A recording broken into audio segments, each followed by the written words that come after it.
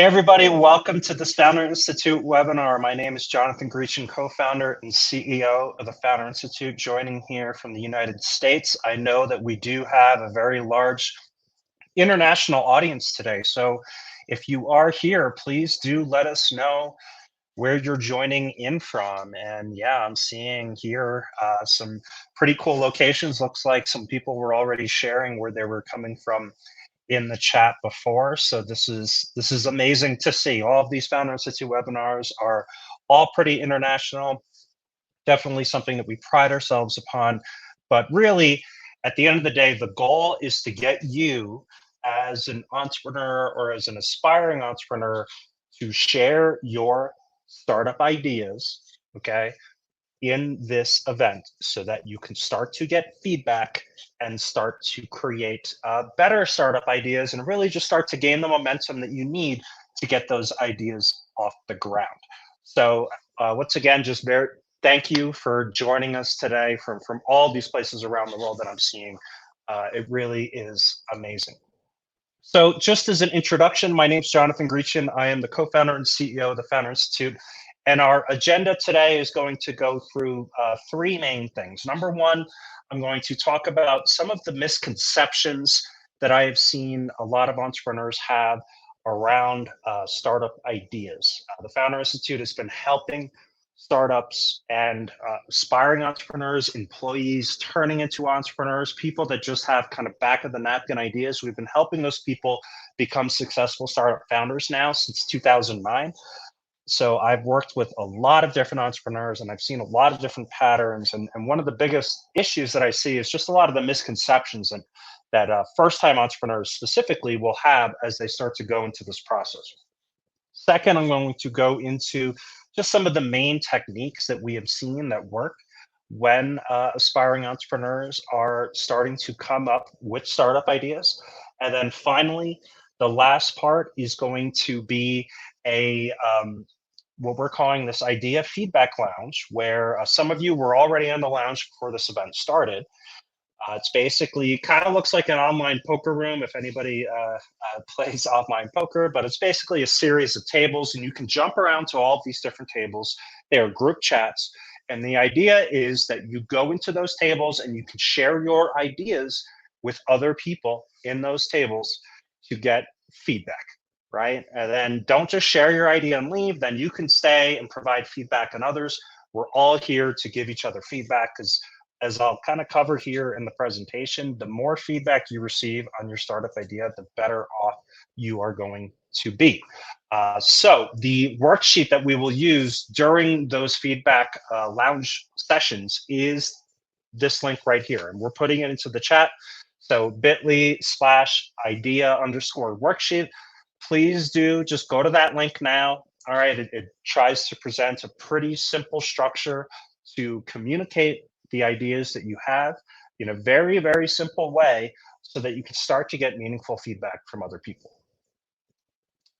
Okay, so with that being said, let's just get right into it. I know that probably the meat of this event is going to be sharing that feedback with other people. So all of this presentation is really just supposed to help you do that and help to just kind of break through some of these misconceptions that I see a lot of entrepreneurs have. So the biggest misconception that I see first is this idea. I don't know if I feel like it was maybe ingrained in our minds as children with the cartoon or something that we would watch, right? It's this idea that amazing ideas, it's like a light bulb. It's like this lightning bolt that hits your head and it's like, aha moment, right? The perfect idea.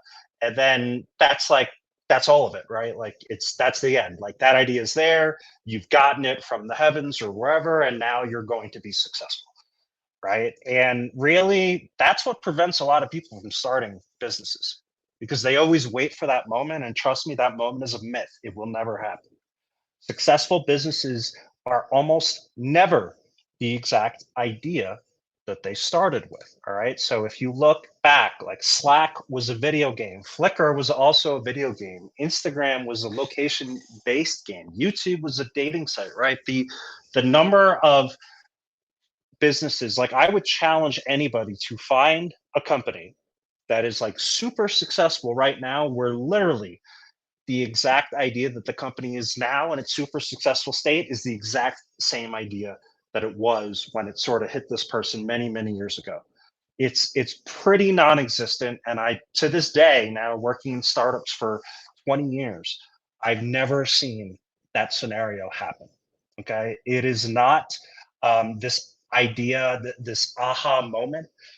Really, what happens is that great ideas, they come. There is some aha moment, right? But that aha moment is just the seed. It just starts the whole ideation process. Um, because really coming up with the idea is just the first step. The creating an idea that's actually worth something is a very messy, a very long, non-linear journey. And I also think kind of one of the things in pop culture that has sort of reinforced this notion that there's a hell of a lot of value just in a startup idea itself is the movie The Social Network. And you had the Winklevoss twins here, right? And they sued and got a lot of money from Facebook because they said, oh well, we had the original idea for Facebook, right? But what was the original idea for Facebook? Like, let's just peel back the curtain here. The original idea that they had for Facebook was like, okay, we're going to take a social network, and there were a lot of social networks back then that weren't doing very well. They were all very advertising focused, and none of them had really figured out a sustainable revenue model. And they're like, we're going to take that and we're going to just give it to universities, right? At the end of the day, that idea has not really any value. They were not the first people to do that.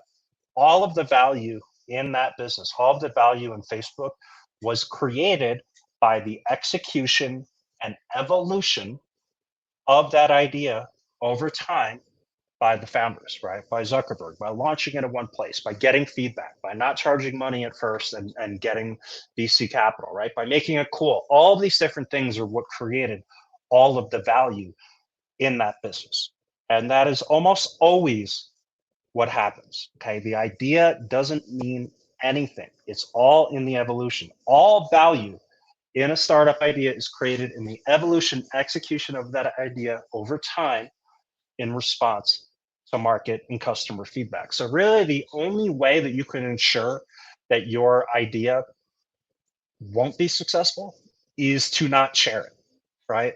Because again, all of the value is created in the evolution and execution of that idea over time in response to feedback. So if you're not giving the feedback, if you're one of these people, and I have this picture here of somebody who's like living in their basement saying, oh, I have this perfect idea, right? But they're not going to share it with anybody. Um, if you're one of those people, trust me, you're going to fail and or you'll never start the business. Okay. There's no such thing as a perfect startup idea. There's only such thing as an idea that has some merits to it. There's probably a lot wrong with it, and all you can do is just start to put it out there, right? And this is a meme on the internet that I find pretty funny as well, where it's just like, look, it's the idea has no value. All the value is created in the execution and the evolution of that idea over time in response to market and customer feedback. So again, nobody's going to steal your idea. All right. So download this worksheet. We'll get to this in a little bit, and you'll start to share your ideas with other people in attendance. Hopefully, I'm breaking through some of the guardrails that a lot of you may have and saying, oh, why would I share my idea with somebody else that I don't even know on this Founder Institute webinar? The reason why you would do that is because you are guaranteed failure if you don't share your idea. Okay.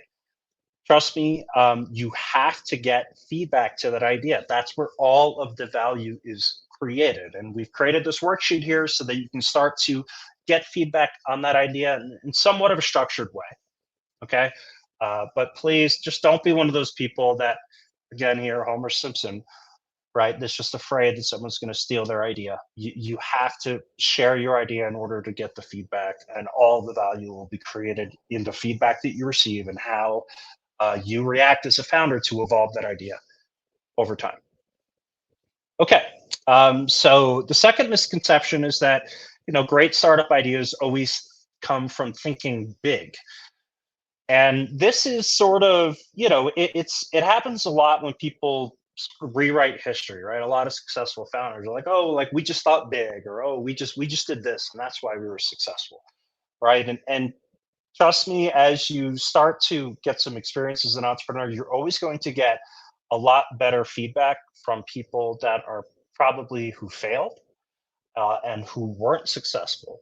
And the most common feedback that you will find from those types of entrepreneurs is that they were targeting something that was too broad.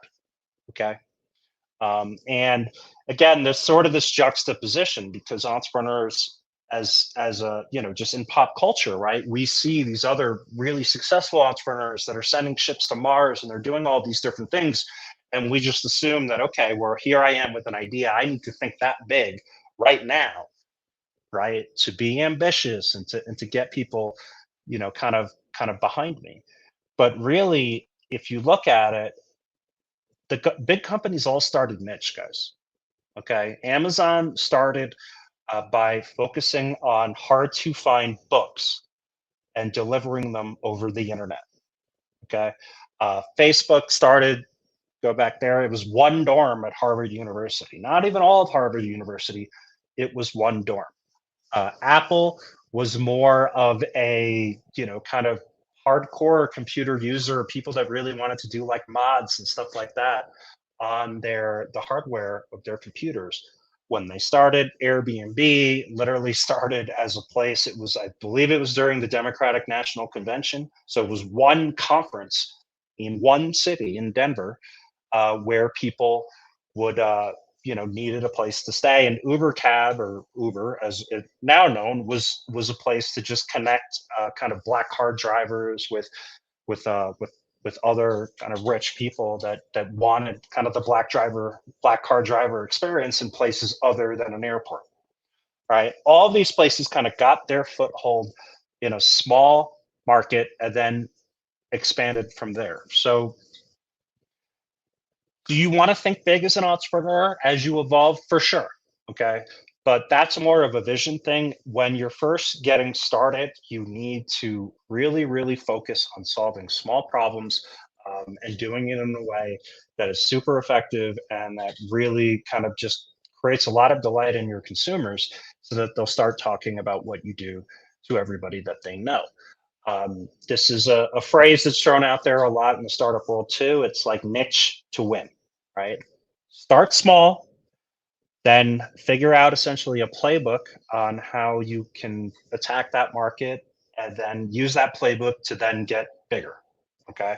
In that essence, you kind of think big by starting small.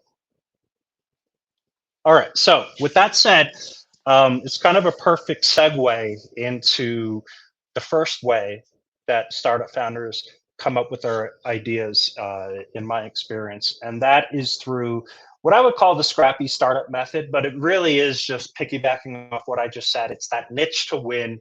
It's being super, super focused as a way to kind of break through the noise, right? Because if you think about it, entrepreneurs and startups that have no money, that have no marketing budgets, really your competition in a lot of cases are the big businesses, right? And at the end of the day, startups have two advantages against big businesses and two advantages only. So there's the speed advantage. I'm not going to talk about that today.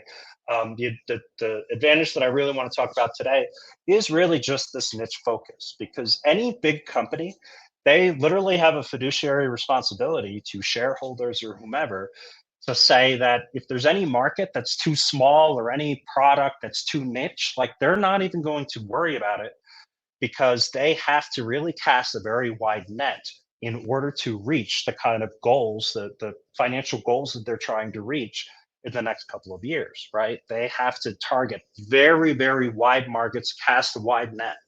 And what happens is that when you cast a wide net with your products, you start to build products that are okay, sufficient for a very large number of people, but they're not perfect for any one individual user, right?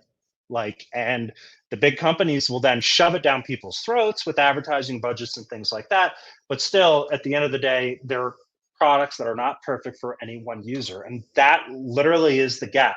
That is where startups win. That's where startups can come in and create a perfect product for a small subset of users, create that delight, just create this really fervent community, create organic growth, which is something that's super important for startups, right? And then they sort of have that beachhead with these customers, and then they can start to grow from there, right?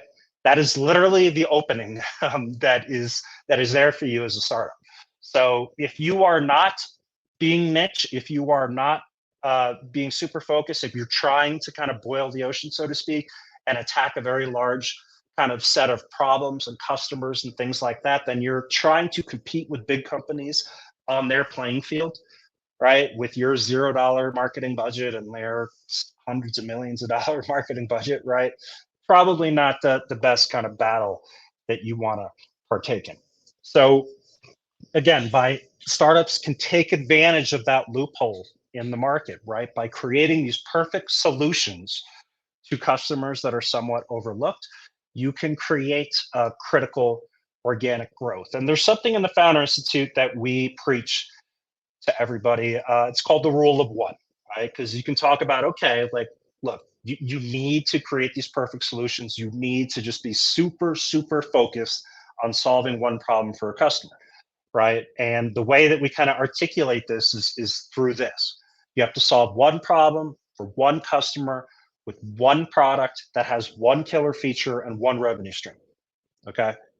It sounds simple, which is why we kind of have it here, but it's very, very hard in practice. But this is the level of focus, the level of kind of niche that you need as a founder when you're starting to think about the ideas that you want to put out there into the world.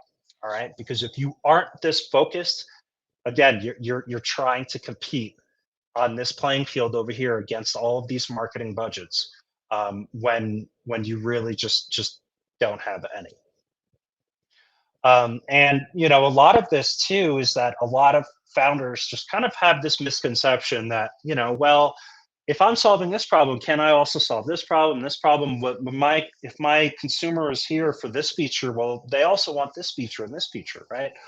And there's so many products out there today that we as consumers really value freedom of choice much more than choice.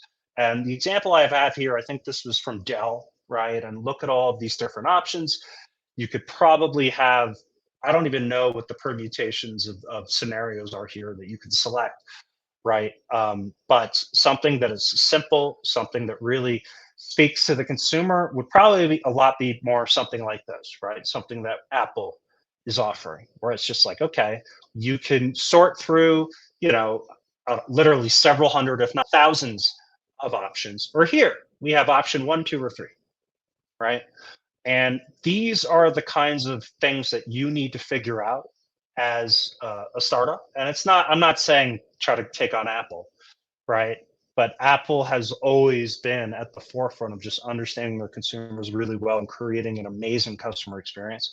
And that is something that you're definitely going to want to do as a company. And it usually comes down to figuring out that one killer feature. You 100 features that are sufficient come nowhere near the amount of value that is created by just having one killer feature. And a big kind of shortcut that I see a lot of startups take is they think they know what the killer feature is, but they don't. Like it just doesn't seem to really resonate. So then they just start adding on more and more features, more and more things, right? And what they don't realize is that as you add more and more features to your product, and if you're not seeing really fast organic growth, all you're doing is diluting what it is that you're building. And again, creeping into that playing field where all of the big companies compete, right? Because you're just broadening and broadening and broadening kind of this space that you're trying to attack, and losing and losing and losing the focus that you have. So you really need to find that killer feature, and again, solve one product for one customer, or solve one problem for one customer with one product that has one killer feature and one revenue stream.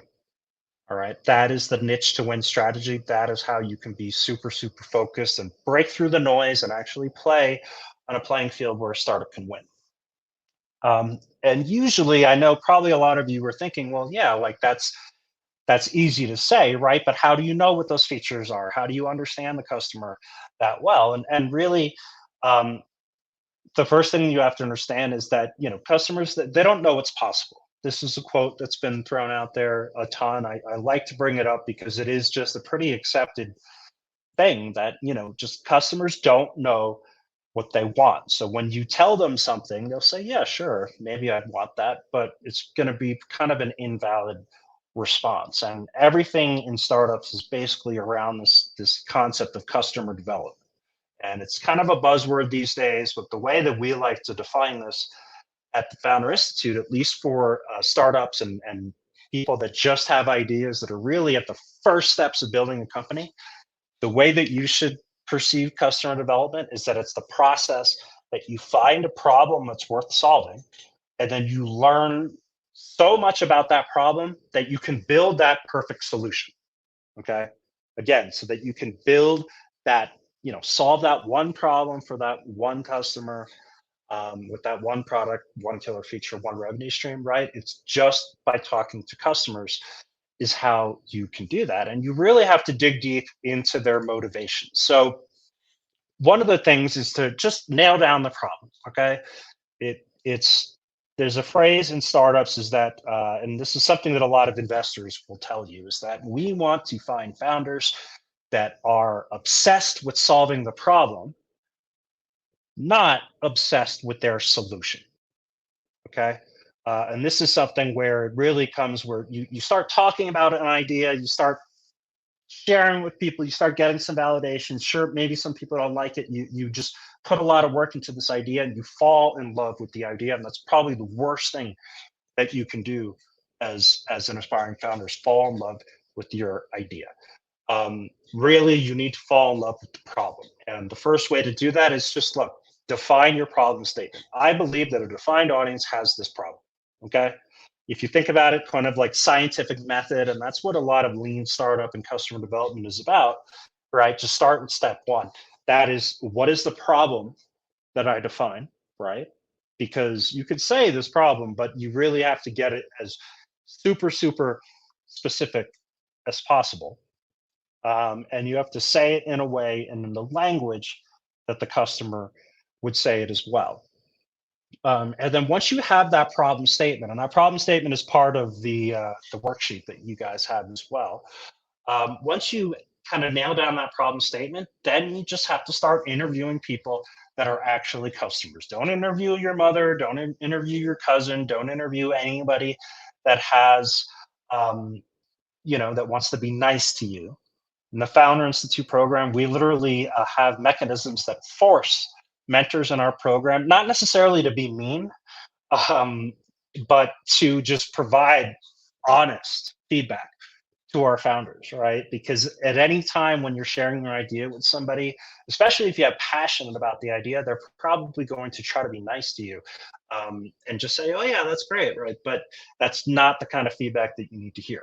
So when you are interviewing your customers, these are some of the questions that we have, and there's a lot of things that you can find on the internet of customer development and customer interview scripts, but this one just goes in again, just finding out more and more about the problem. What's the hardest thing about this problem? Why was it so hard?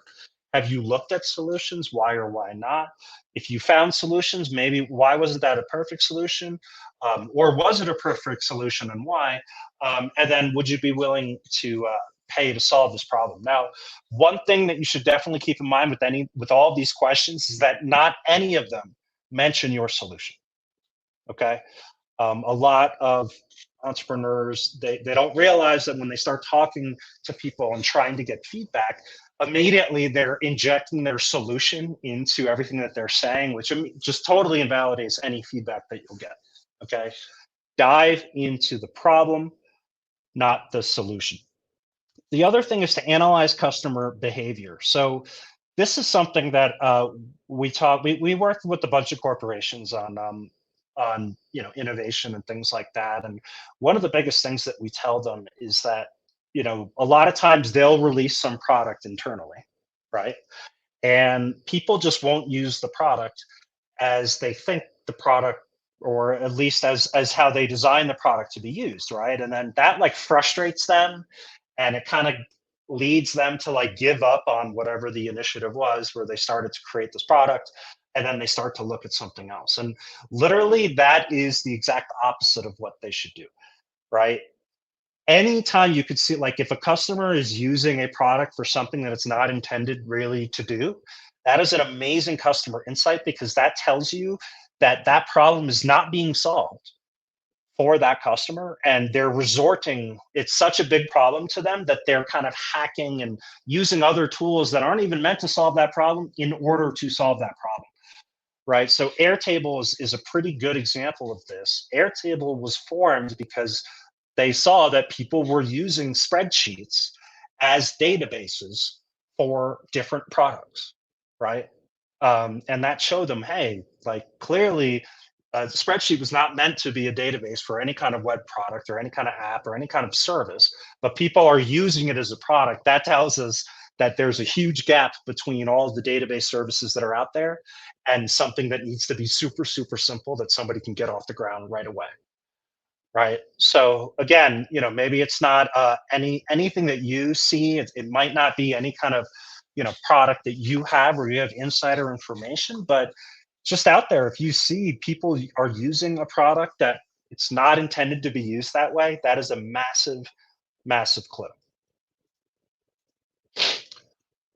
The next thing is to, again, like, yeah, as I said, like it's products that they weren't designed for. So Google Sheets was Airtable, and this other one was a company that we had that came through Founder Institute called Micromobs. And this was a company, they were building basically a Twitter, but for groups, right? So this was back in like 2000, I don't know, 2012 or so, something like that. And they were saying, look, Twitter's growing really fast, but Twitter's sort of a cesspool, which it still kind of is. It's just hate, negativity, and it's just too big, right? And we want to give people a Twitter that is for personal groups, right? So maybe it's for just a group of people in the university or a group of friends or whatever, and they can use this kind of group Twitter to share stuff, plan things, etc. And what they found pretty quickly was that the vast majority of people that were using their product were using it to plan weddings, right? So again, it's like they had this vision of building, oh, it could be like a group Twitter, a private Twitter.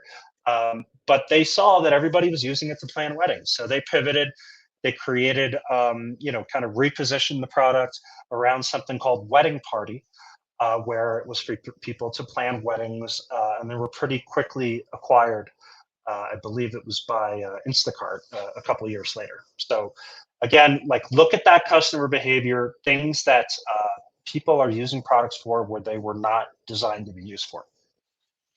Another concept here where you can really dive into customer behavior is something called the 5 whys techniques. This is something that in lean startups is kind of big as well. And really, the idea here is that you can really start to get to the core of what a problem is when you start to ask the question why 5 times, and actually provide kind of, you know, honest answers, right? So let's say that you're working at some kind of agency or something that's delivering a product for somebody, or web development, whatever it is, right? Somebody may come to you and be like, what's the problem? And maybe you'll say, well, the client won't pay for the project. They're like, okay, well, why won't the client pay for the project? Like, that's not really the problem, right? That's kind of a result of something. So, why number one? Why won't they pay for the product? Well, they won't pay for it because we completed it late. Okay, well, that's not good. Well, why did we complete it late? Well, it took longer than estimated. All right, well, why did it take longer than estimated? We couldn't produce enough of this product. Why couldn't we produce enough of the product? Oh, well, we just couldn't get the materials in time. And then finally, like, all right, well, why couldn't we get the materials in time? Well, we didn't properly foresee the schedule, right? So here, like, just by those 5 whys, you find out really the root of what the problem is. And even right here, right? Let's say it was some agency or something. They're saying, okay, well, client won't pay for this project. That's a problem. Let's create a product around that.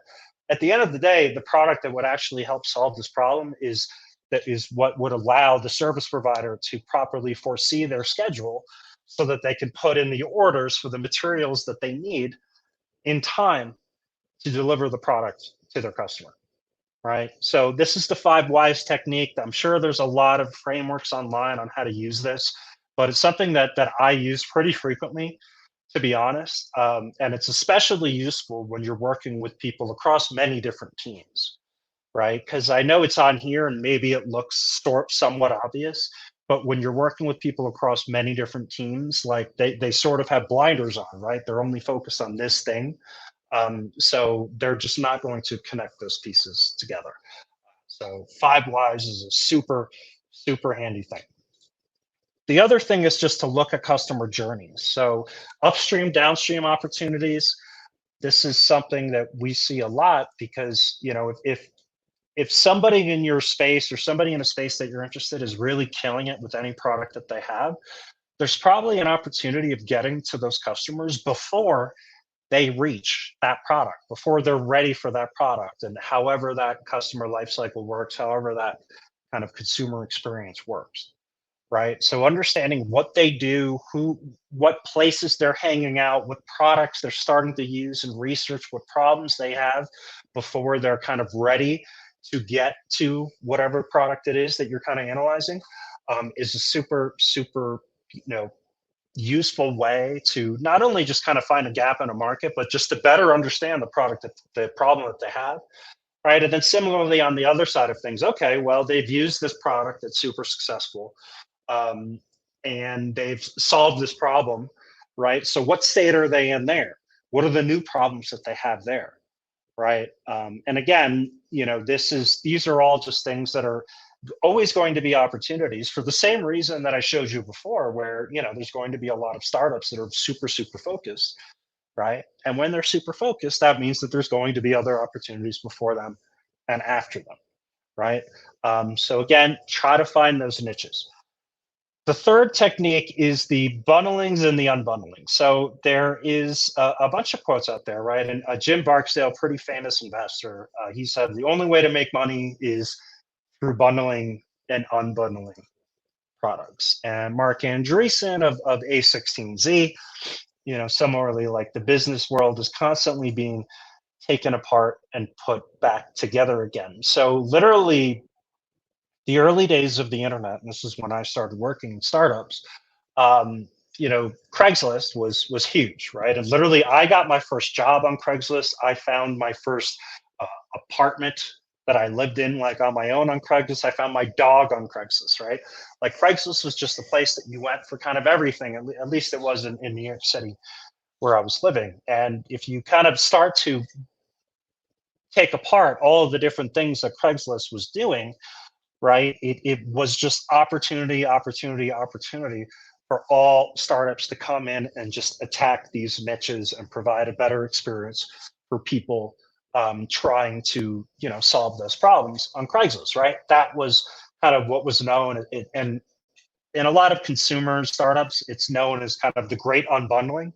Was this because it's just a perfect personification of what has happened across the internet, right? It's the same reason why um, a lot of newspapers have struggled and the media industry has struggled because a lot of that industry was propped up through their classified section, right?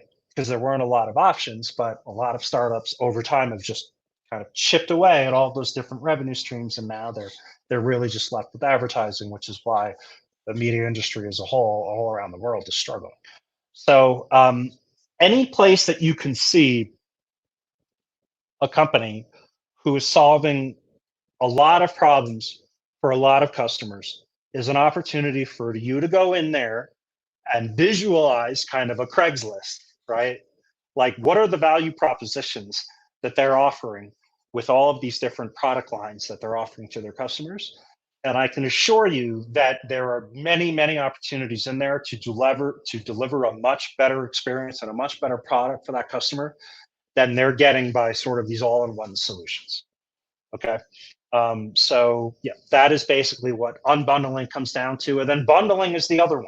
And it's kind of funny because at least here in the United States, what we're seeing is there was a great unbundling where all of us would pay one cable provider to get all of these different channels. Right. So now there's been a lot of different companies that have been parsing out all the different channels, right, and kind of splitting it up, and saying, hey, why pay for 100 channels, 95 of which you don't use, just pay a couple dollars over here for the channels that you use. right? Now it's gotten to the point where that's become so cumbersome because now we're paying for all of these different services that people are literally putting them back together again into logical ways, right? And they're starting to put together into more logical ways, right? So in ways, okay, you're a sports fan, so this is probably a better bundle of services for you, right? But literally, it is, you're seeing it before our eyes, like the Andreessen quote there was that the world, that this business was torn apart, and now it's just being put back together again. So, and it's being put back together again because you have this one extreme, which is like they're not being served, like they're not, their problems aren't being served well, and then this other extreme is that like they're just being inconvenienced, right? And it's just like, look, this has become such a pain in the ass now. Just put it all together for me, so I don't have to worry about it anymore. The fourth thing is these reactive intersections. So this is a concept that we have at FI where it's at any given time, there's a lot of different trends that are happening in the world. And, it's pretty cool when there's one trend happening, right? But what we see is that when there is a combination of trends, um, they tend to kind of combine and create what we call as these reactive intersections, right? So one trend has a certain amount of energy of power, and it's probably decent, it's okay, right? But when it connects with another one, it kind of creates this exponential opportunity, this exponential power. And this really comes down to, I think, is when a lot of people just talk about timing. All right. I was part of a company that we started trying to create uh, social features in online games back in the early 2000s. We were way too early, right? Because literally, once Facebook came out and kind of aggregated people together and then introduced their kind of gaming API and their gaming platform, it basically kind of shut us down like immediately. So it's, we saw that there was an opportunity of, hey, a lot of people are playing more games online now. It's a great way to get advertisers because you have these kind of captive audiences online, right? That was one trend, but it was this whole other social networking trend that came a couple of years later that really created that reactive intersection, that created that amazing timing, that then led to all of these other companies becoming huge. So my advice here is to try to find it, and sometimes it's trends, sometimes it's regulations, sometimes it's new technologies that have popped up, right? Large language models is the big one right now, and AI. It's what are the combinations of these different trends that create these opportunities that are huge and that have kind of never been seen before in the world. And one example that I like to give here is that a lot of you probably never heard of a company called Pixlr. Okay, I used to use it all the time because Pixlr was essentially saying, "Hey, you have Photoshop, you have Illustrator, you have these Adobe products, right? They're super expensive. You got to download them. They're sort of Web.0 versions of web design." Pixlr took it, put it all in your browser, right? That was a pretty cool opportunity. Canva has taken that and they kind of combined it with this other opportunity that came up, which was really the creator economy, right? Social networking, all this stuff. Pixlr, it's like, hey, here's a blank canvas, create an image. Canva was like, hey, all right, are you posting to LinkedIn? Are you posting an Instagram story? Are you doing this? Here are all the different, here are the templates, here are all the different things that you can do, right? It was the combination of those two trends, the creator economy and just kind of services moving to cloud computing, that really made Canva go nuclear. And we have a spreadsheet here that I recommend you take a look at. It's a Google spreadsheet. And literally, it's just these two axes, right? It's like, look, on the left axis, start to just list different things that are becoming trends right now, right? Trends or technologies, industries, customer problems, things like that, right? So here, generative AI, CRISPR, sustainability are some things that are, really kind of growing in the public consciousness right now, right? And then on the top, just try to see, all right, well, how could maybe an industry or a customer problem interface with that? So what would be a B2B sales approach to generative AI or a generative AI approach to B2B sales, right? Similar procurement, home repair, things like that, right? And we had a spreadsheet there so that when you start to put these things in, it'll just show you, okay, well, you can do this plus that, right? And it kind of gets down to the concept of saying, like, oh, okay, well, we're building an Uber for this, or we're building, an Airbnb for that, right? It's taking these different concepts and applying them to different industries. And and again, here, this is where you can just kind of give it to a different application to say, okay, similarly, all right, Airbnb or Robinhood, right? And try to think at its core, what really are these businesses doing? Chat GPT is automating stuff, right? So what would happen if you automated education? What would happen if you automated sales? Airbnb is creating marketplaces. What would happen if you created a marketplace of education, right? You're probably going to get things like Udemy and stuff like that, right? That's literally that opportunity space. Robinhood, again, it's not saying, hey, what if you sold stocks to education, right? What Robinhood did for their industry was they basically tried to democratize finance, right? They tried to democratize the stock market so that anybody could just start to trade and buy stocks. So, what would happen if you democratized education, if you democratized transportation, right? And you could just think about all of the opportunity spaces that you can find, the more and more you build out that spreadsheet. So take a look at that spreadsheet, throw it in the chat there if you wouldn't mind as well. I see it already is in the chat, so that's great.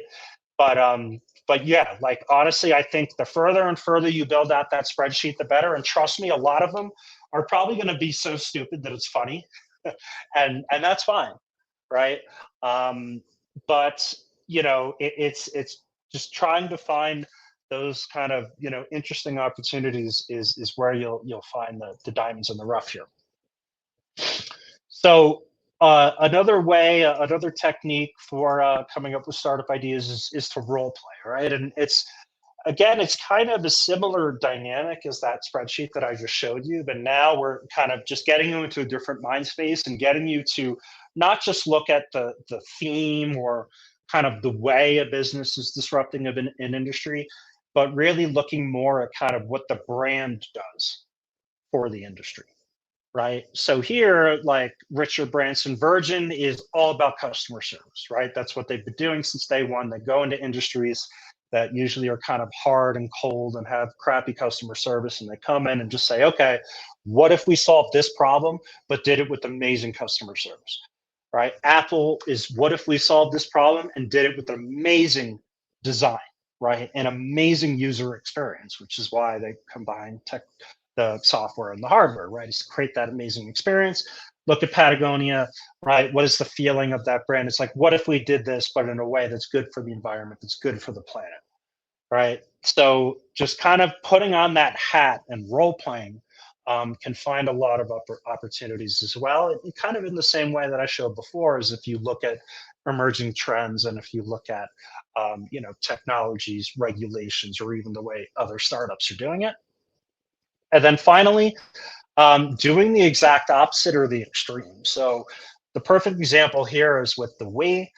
The Wii and Nintendo basically decided, okay, all the other big video game companies are basically going into an arms race on who's going to create the best graphics, who's going to be fastest, and all that kind of stuff. And we said, you know what? Let's do the opposite. Let's not really care about graphics. Let's just make these things fun and enjoyable. Let's make it fun, accessible, that somebody can pick up a remote and start to play right away, right? And that's what they did, and essentially creating this more like casual and social gaming, and just kind of creating experiences versus trying to compete on speeds and realism and things like that with some of the other video game makers.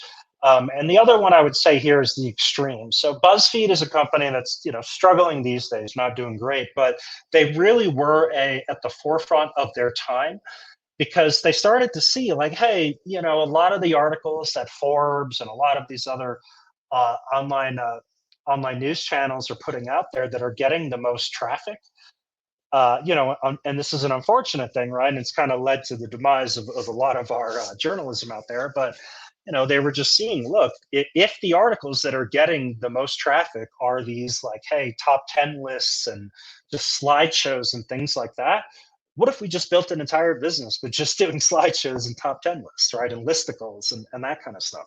And that's what BuzzFeed did, right? They just did that, and they were totally a social media first distribution, uh, you know, just journalism, well, if you call it that, right? Media company. They just took it to the absolute extreme, and they built a very, very large user base and a very large business as a result. Okay, so I know I see here a couple of people in the chat have asked, are we going to share these slides? Yes, we'll share these slides with you. We'll share the video with you as well. But we're about to get into the part of this event where you're going to join these different rooms and start sharing your ideas with other people to get feedback. Okay. And the warning that I want to give you as you go out there is, look, I've given you a bunch of techniques, right, that you can use to start coming up with startup ideas. But trust me, do not spend more than 20% of your time coming up with the ideas. All right. It needs to be a cycle. As we have said, great ideas are raised, not born. All right. Take 20% of time. I don't know. Take a couple hours. Use some of those tools. Use that spreadsheet we gave you. Do some research online. Use some of those techniques that I just laid out, and literally just take a piece of paper and just throw out ideas. All right. And then start talking to people about those ideas. Okay. 20% about ideating and 80% getting feedback. Because again, it's not trying to find that magical aha moment, that lightning bolt that's going to hit you from the sky, right? It's just saying, you know what, this idea, yeah, this maybe this seems okay. There's going to be problems with it for sure, right? But the only way that you're going to know is when you start sharing it with other people. So download the worksheet. Here's what the worksheet does. It's super simple. Number one, it says, look, what is your problem statement? Be as specific as possible. I believe that a defined audience, all right, and be specific. Don't say, I believe women, all right? That's half the world, half the planet, give or take, right? Try to be a little bit more specific on who the person is that you think has the problem, and try to state that problem in a very, very clear way. Okay. And then if you do have an idea for a solution, put it in this format that we give here, because one of the problems that we see a lot is that aspiring entrepreneurs love to talk about their problems and they love their ideas, and they love to drone on and on and on and just start talking about features and different ways it can work. And at the end of the day, like, you have to be able to describe it in one sentence. Okay. Keep it simple. When you say I am developing, like, literally what comes after that phrase, I am developing, should be I'm developing a website, a mobile app, a I don't know, service for businesses, a piece of hardware, right? It needs to be super, super simple. Do not say I am building an all-in-one solution that utilizes AI and da da da da. Like no, right? Be super, super simple. I am developing a website, right, to help a defined audience solve a problem, right? And this is what you would define in the problem statement above, and with secret sauce, right? And secret sauce is essentially, your unique value proposition, just the unique way that you think you are going to solve this problem. And then if you have time, we have some of these customer development questions here, right, that you could ask other people in these rooms to just get more and more feedback on the ideas that you have. So I'm going to end the event here in a minute, this video portion of the event. You're going to get zoomed right back in to that feedback lounge, and you can join different tables.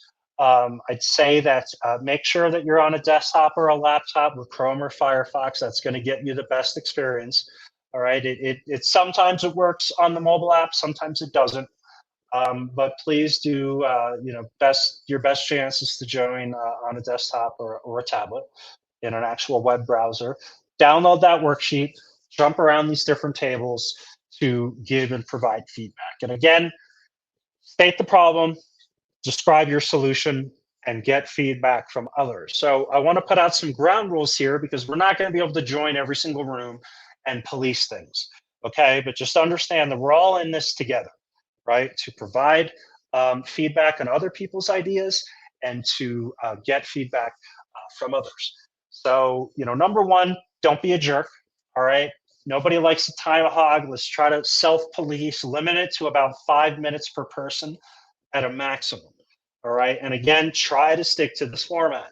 State the problem, describe your solution. Right. Don't start talking about your life story. Right. Here is a company or an idea that I have. Right. And here's is the problem or what I'm trying to solve. And then finally, listen with the intent to learn, not argue. This is something that we see a lot where, especially when aspiring entrepreneurs have ideas and they're starting to throw them out there into the world, they for whatever reason get the idea that it's like a perpetual debate club anytime they share their idea, right? It's just like, oh, this person doesn't get it, I need to convince them to get it. And the only thing that you're doing there is ensuring that you're talking more than the other person, which means that you're not getting the feedback that you need to make the idea better. So listen with the intent to learn, not argue. All right. Even if what the person is telling you makes absolutely no sense, it's the dumbest thing you've ever heard in your entire life, that's fine. Right. Just listen to it, maybe probe a little bit more, but do not argue. Right. Because maybe you hear the same exact feedback from three other people, and maybe then it's not the dumbest thing you ever heard in the world. Right. And then similarly, when you're providing feedback in these rooms, um, don't be a jerk, right? But also don't sugarcoat things. Provide constructive feedback. All right. In the Founder Institute, what we do with our mentors is we have a scale of 1 to 5 that mentors use to rate and review every idea that they get from our founders and our programs. But on that 1 to 5 scale, there are no threes allowed. And the reason why we removed that 3 is because when we had that 3, we found that give or take about 70% or so of all ratings were a 3, right? Because people want to pick that neutral thing and say, oh, well, it's okay, it's all right, I think you can do better here, but I really like this, right? It's a neutral answer. So instead of trying to pick that 3, try to give feedback around a 4 or a 2. Right? It's not telling anybody that they're stupid. It's not telling them it's the worst idea you've ever heard. It's saying, look, you know what? I think this idea. Here are the reasons why I don't think the idea might work. Right? Give them honest feedback, but again, you don't have to be a jerk about it. All right. So in all of these rooms, again, about 3 to 5 minutes per person is what I would recommend, and then everybody try to self-police and kind of keep it moving along, um, and then state your problem, describe your solution, and keep it moving. All right. If somebody is hogging the time, if somebody is just giving their life story, feel free to just, hey, chime in like, hey guys, remember what Jonathan said? Like, let's just try to keep it moving. Okay. So yeah, with that being said, have fun. You can learn more about the Founder Institute at fi.co/join. And I hope you go into those rooms, go in with an open mind, go in, share your ideas. Don't be afraid that somebody's going to steal your idea. All right. Your job is to get feedback. So go out there, throw the idea out there, see what comes back, take that feedback, and then go and try to improve it and keep going from there. Because again, the idea itself is just the seed. All of the value in any startup idea that you create will be built over time in response to customer and market feedback. And here, you just start to get that feedback. All right. Well, thanks everybody. I hope you enjoyed the event, and I hope I'll see you in some of those feedback rooms. We're going to leave those feedback rooms open for as long as people hang out. So have fun. Don't be afraid of people sharing your idea.